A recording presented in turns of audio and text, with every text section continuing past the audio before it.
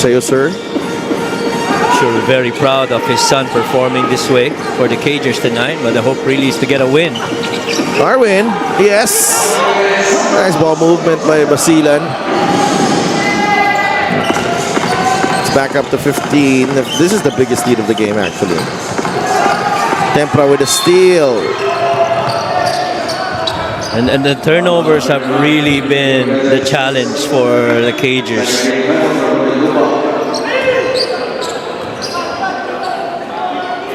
Uh, 88-73. Mabigat itong mga turnovers and especially in the second half. Muntinlupa only with 23 points, coach. Oo, totoo yun. And talagang para bumagal lahat para dito sa Cagers. Si Patrick Ramos once again going to work. And then all because napakaraming defensive stops na force na turnovers nitong Basilan. In contrast, Basilan already with 46 points here in the second half. Arwin Santos, easy too. I like what I'm seeing for Patrick Ramos, but this is not going to be enough here for Muntinlupa. Yeah, it's always about other guys stepping up for the Cagers. Iba't iba mga players ang actually umaangat sa kanila sa bawat laro, pero halos yung mga katulong yun yung kailangan talaga nila eh. Kurt Lohera takes it in by himself. 13-point lead. Muntinlupa just going through the motions now. Foul on Flores, whose production has also dipped here dito sa slump ng Muntinlupa. Yes, pretty much. Fast break of the game is brought to you by Extreme Cool Air Conditioners. Ang Extreme magpalamig. Free installation for split-type air conditioners. And that time, Patrick Ramos able to circle around every defender na nakaharap niya. Napa sa penalty ang Muntinlupa. It's 90-77. Lorenzo Navarro. Did not convert on the layup. He gets his own miss. And he finishes that one.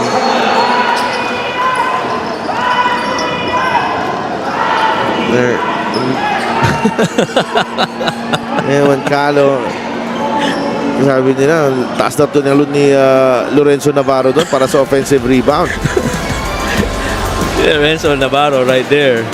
Totoo naman eh, oh. Mutik nang umabot sa board eh. Napwestuhan lang na maayos. 92-77. We have a timeout here. We'll be right back.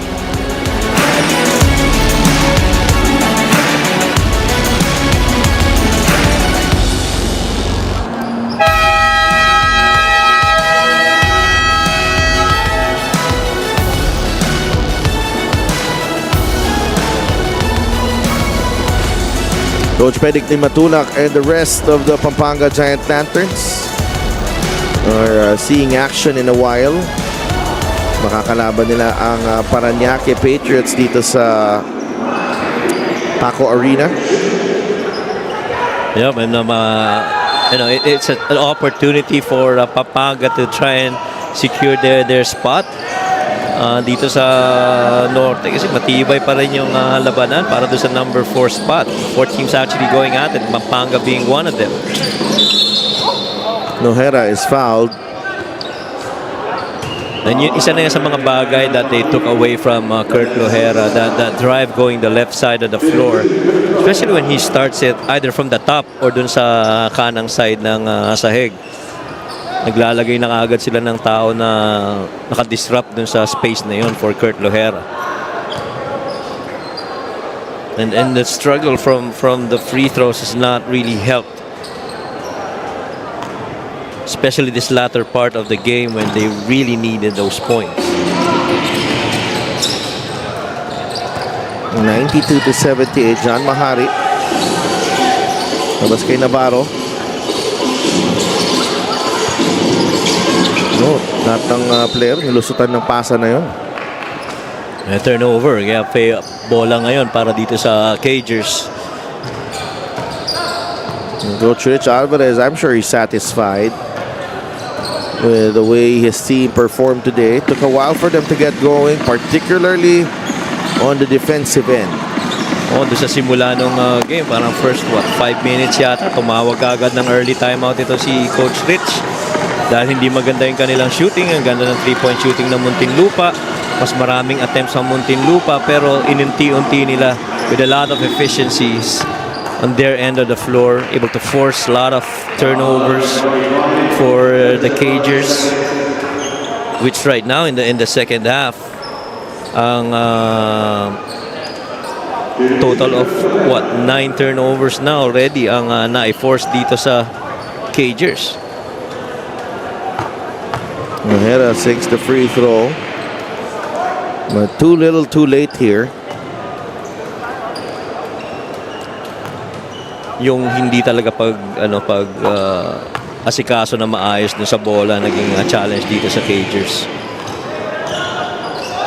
Yun nga, no? Halos 17 yung pinamigay nilang puntos of those turnovers. After giving away just 7 points of turnovers, just a good comeback. Yeah, looks like Enzo will dribble this one out. And Basilan completes the comeback, the turnaround.